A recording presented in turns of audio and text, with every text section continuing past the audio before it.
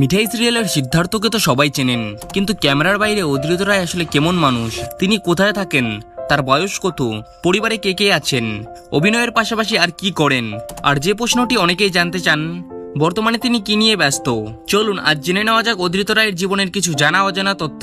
অদ্রিত রায় জন্মগ্রহণ করেন 25শে মে 1992 সালে কলকাতা, পশ্চিমবঙ্গে। 2026 সালের হিসেবে তার বয়স 34 বছর। তার উচ্চতা প্রায় 5 ফুট 10 ইঞ্চি, প্রায় 78 সেমি এবং ওজন প্রায় 72 কেজি। ব্যক্তিগত জীবন নিয়ে তিনি খুব বেশি প্রকাশ্যে কথা বলতে পছন্দ করেন না, তাই তার পরিবারের সদস্যদের সম্পর্কে বিস্তারিত এবং নির্ভরযোগ্য তথ্য প্রকাশ্যে খুব সীমিত। তবে জানা যায় তিনি পরিবারের সঙ্গে ঘনিষ্ঠ সম্পর্ক বজায় রাখেন এবং ব্যক্তিগত জীবনকে মিডিয়ার আলো থেকে দূরে রাখতে চেষ্টা করেন। অদ্রিত প্রথমে বাংলা চলচ্চিত্রে অভিনয়ের মাধ্যমে ক্যারিয়ারে শুরু করেন, এরপর ধীরে ধীরে টেলিভিশনে কাজ শুরু করেন।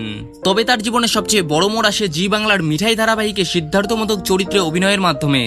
এই একটি চরিত্রই তাকে ঘরে ঘরে পরিচিত করে তোলে। দর্শক তার সংযত অভিনয়, সংলাপ বলার ধরন এবং পর্দায় উপস্থিতিকে খুবই পছন্দ করেন। অভিনয়ের পাশাপাশি অদ্রিত একজন গায়কও।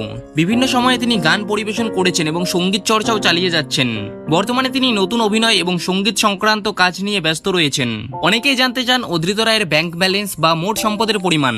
আসলে এই বিষয়ে কোনো নির্ভরযোগ্য সরকারি বা অভিনেতার প্রকাশিত তথ্য নেই, তাই ইন্টারনেটে যে বিভিন্ন সংখ্যা দেখা যায় সেগুলো নিশ্চিতভাবে সত্য বলে বলা যায় না।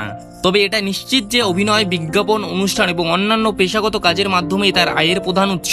অদ্রিত রায় প্রমাণ করেছেন একটি ভালো চরিত্র একজন অভিনেতার কেরিয়ার বদলে দিতে পারে, কিন্তু সেই সুযোগকে সাফল্যে পরিণত করতে দরকার পরিশ্রম, ধৈর্য এবং নিজের কাজের প্রতি ভালোবাসা।